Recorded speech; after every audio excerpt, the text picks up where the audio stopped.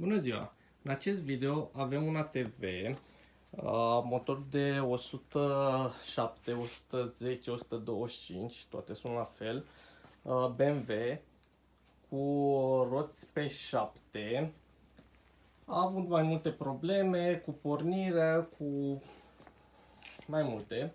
Așa, problema ce o are acum este cu schimbătorul. Deci nu mai cuplează, nu mai face nimic și trebuie să vedem ce este de vină. Variante pot fi mai multe. Cea mai simplă, cea mai ok din punct de vedere și al timpului și al costului ar fi ca aici pe partea dreaptă, lângă ambreiaj, avem o steluță care schimbă efectiv vitezele. Avem o steluță cu o pârghie care se învârte și schimbă vitezele. Pentru a vedea exact ce este de vină, trebuie să desfacem capacul de pe partea dreaptă de la ambreiaj. Pentru început vom da drumul la ulei, vom desface capacul, nu demontăm mai multe piese, mai întâi să vedem ce găsim aici și apoi vedem. Okay, prima oară dăm drumul la ulei. Deci vă reamintesc, este bușonul din partea dreaptă. Mai avem unul mai în stânga, acela este întinzătorul de la distribuție. Desfacem bușonul ca să curgă uleiul, apoi vom desface și joja de la ulei să curgă uleiul mai repede.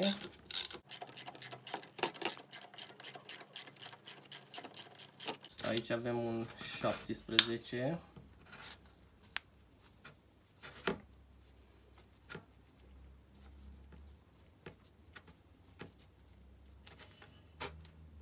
Ok, acum desfacem și joja. Acesta o vedeți cu are ruptă.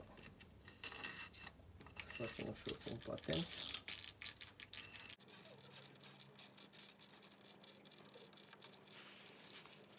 Așteptăm să curgă uleiul și slăbim șuruburile.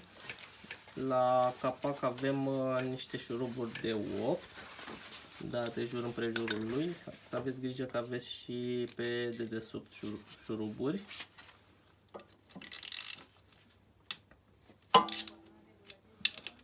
Și aici, sub acest capac, este ambreiajul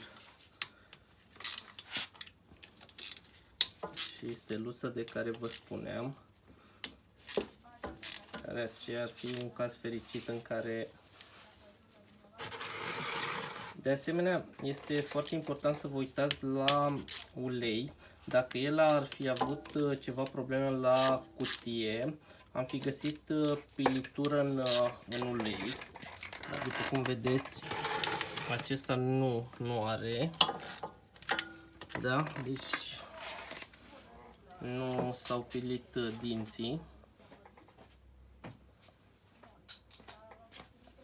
Desfacem ușor șuruburile.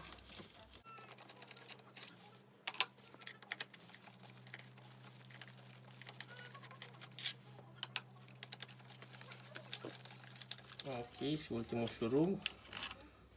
Acum capacul o să iasă fără probleme, trageți ușor de el. În cazul în care este lipit, puteți să bateți, da, aveți grijă că mai curge ulei, de aceea n-am scos încă vasul de sub ATV. Da. Așteptăm să curgă uleiul ca să nu facem mizerie. Okay, tragem ușor capacul. Da. Acesta este capacul. Deci aici avem pârghia care reglează cât să apese ambreiajul. Așa, acesta este ambreiajul. Da, să iau o lanternă să-l luminez puțin, să vedeți mai bine. Ok. Așa arată ambreiajul. Da? Aici avem steluța care în momentul în care schimbăm vitezele, aceasta trebuie să se învârtă. Acum vom încerca să schimbăm față-spate, să vedem dacă se învârte. Deci uitați tija, da, și vedeți este scăpat aici, nu mai învârte pârghia. Vedeți, deci este o variantă foarte ușoară în care a fost această de vină și nu mai acționează steluța care ne învârte, efectiv ne schimbă vitezele. Trebuie să desfacem să vedem dacă este sărită sau este ruptă. Haideți să vedeți ce se întâmplă în momentul în care acționăm. Deci, vedeți, dăm de schimbător și aici se mișcă această pârghie, da? Și aceasta trebuia să ne învârtă nouă această steluță, da? Într-o parte, apoi să revină, da? Să dea peste ea, să revină în poziția cealaltă. Nu se mai întâmplă acest lucru, ea trece pe lângă. De asemenea, steluța aceasta este blocată. Deci am încercat să o învârtim noi și este blocată.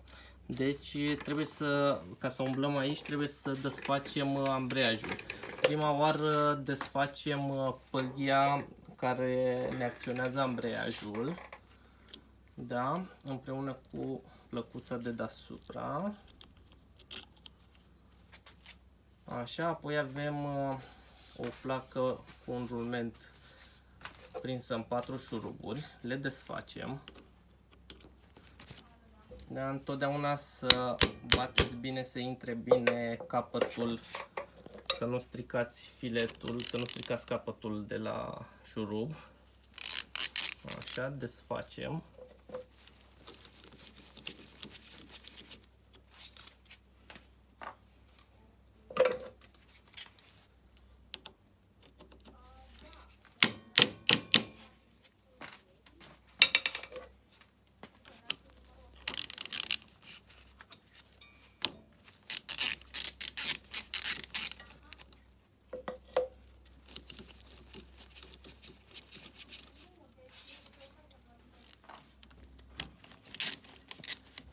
Ok, acesta a fost ultimul șurub.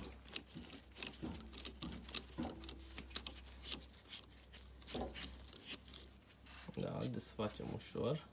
Și acum plăcuța aceasta iese ușor în sus. E posibil ca din cauza garniturii să fie lipită, dar nu a fost cazul la noi.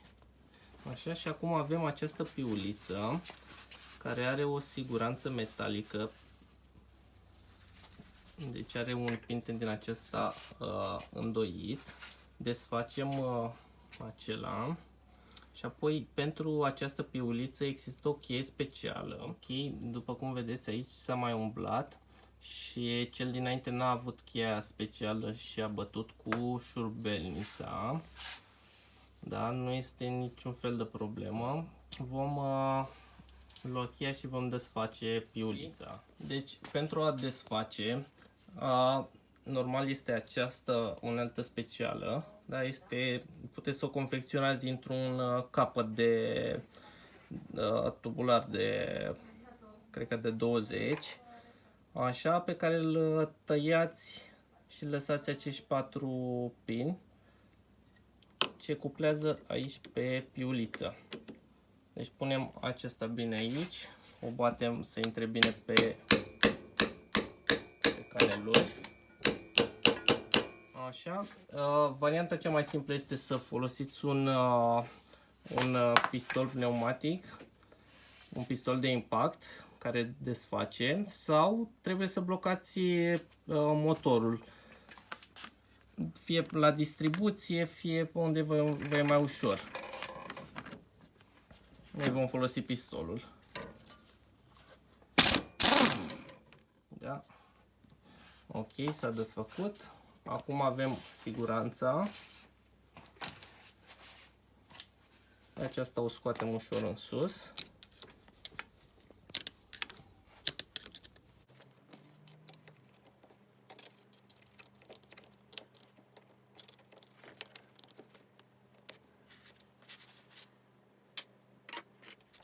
Ok, ușor cu nuclește scoatem siguranța. Da, avem și o șaibă. Așa, și acum acesta este ambreiajul. Va ieși ușor către noi.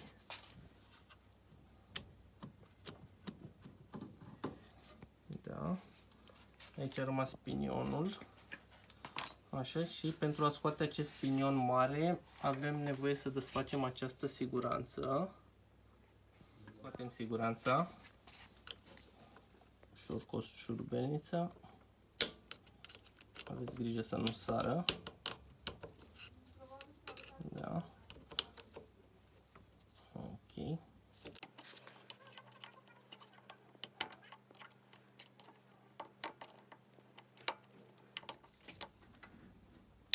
Ok, o desfacem ușor.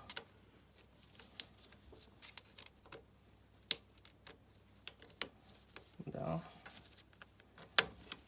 Așa, și acum pinionul îl ridicăm ușor. Așa. Și aici avem mecanismul care trebuia să împingă și să tragă această steluță. Da, mai verificăm o dată să vedem ce se întâmplă. Da.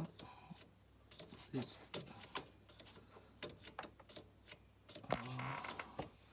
prima oară vom încerca să deblocăm steluța. Vom bate puțin în ea. Dacă nu reușim, o să trebuiască să desfacem. Ok, și-a revenit. Și-a revenit. Acum să facem proba să vedem dacă mai rămâne blocată. Totul pare în regulă. Da. Ok. Da. Da.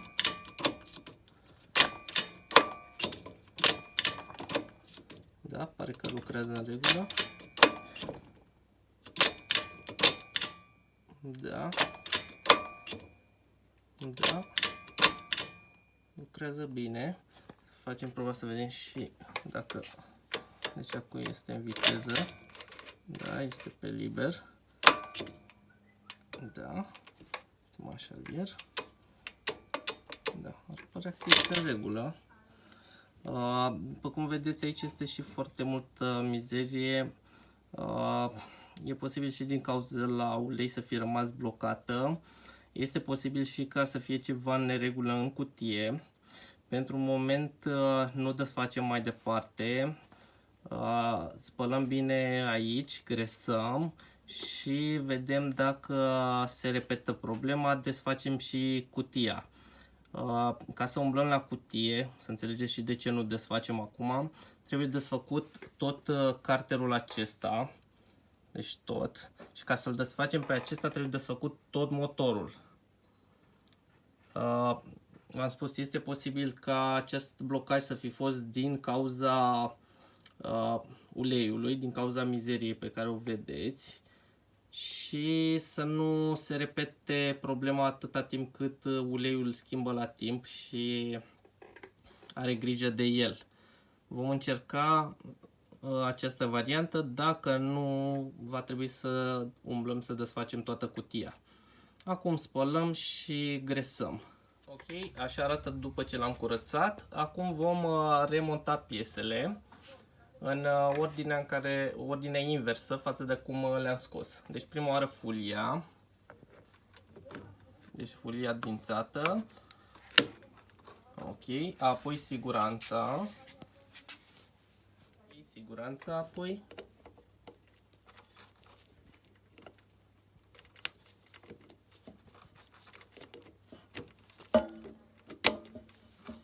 Da. Intra bine pe canal. Așa, apoi ambreiajul. L-am curățat și pe acesta pentru că uleiul, l-ați văzut cum era, automat avea ulei intrat și între plăci, da? Și uleiul acela, măzga aceea, nu mai mergea cum trebuie. Așa, siguranța. Apoi piulița. O înfiletăm prima oară ușor la mână, apoi o vom strânge, la fel cu pistolul noi.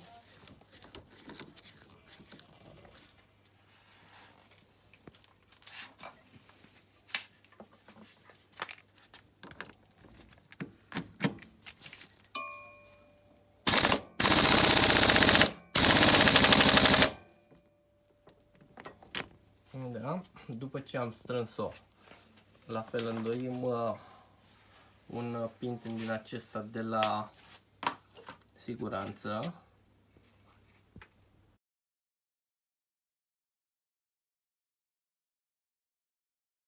Vedeți care vine în dreptul unei găuri. Ok. Așa, îl îndoim ușor.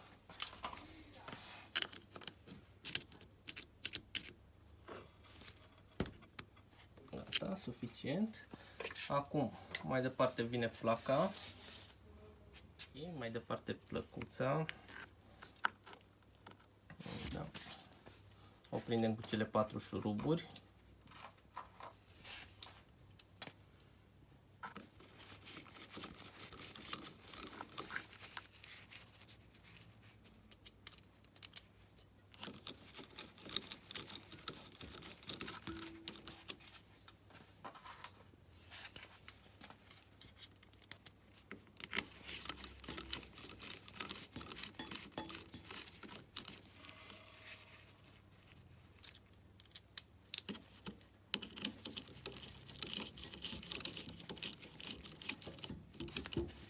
Ok, ne strângem bine.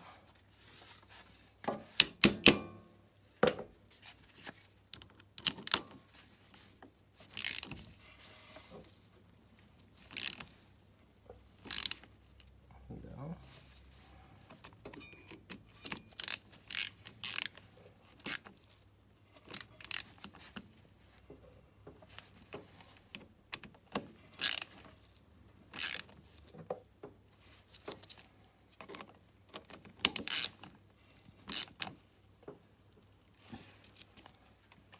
Ok, mai departe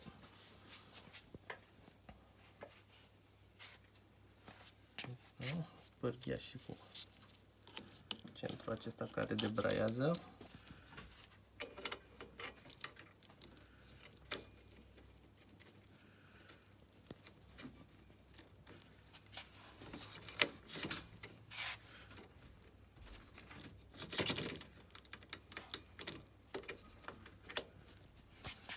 Gata.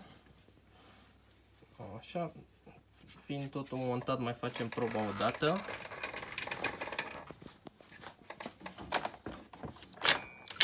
Da, s-a mișcat. Da, liber. Ok. Totul este în regulă.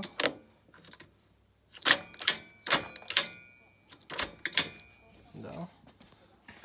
Putem să punem capacul. Punem garnitura, bineînțeles nouă. Așa.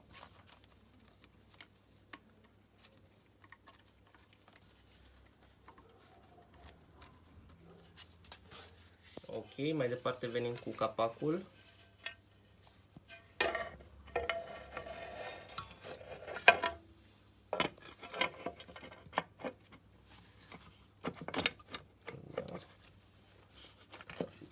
Bine, și acum începem să-i punem șuruburile.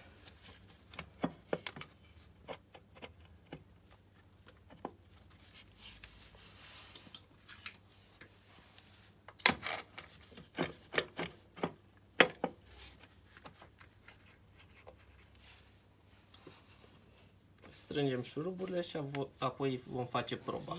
Am montat capacul, i-am pus și ulei, pentru că ambreiajul merge în ulei la acest model. Acum îl vom porni și vom face proba, deci vom da față-spate să vedem cum funcționează.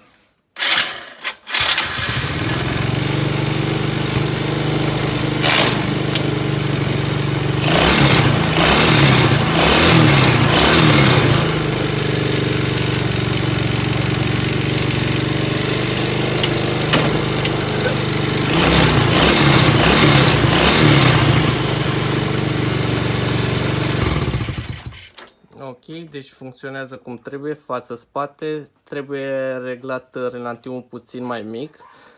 Din cauza aceasta și troznit când l-am băgat în viteză. Dacă în continuare face la fel, aici avem șurubul de reglaj. Mai înfiletăm acest șurub ca atunci când dăm de manetă să debraieze mai mult ambreiajul. Cam asta a fost. Vă mulțumim pentru vizionare și nu uitați să dați like și abonare la canalul nostru.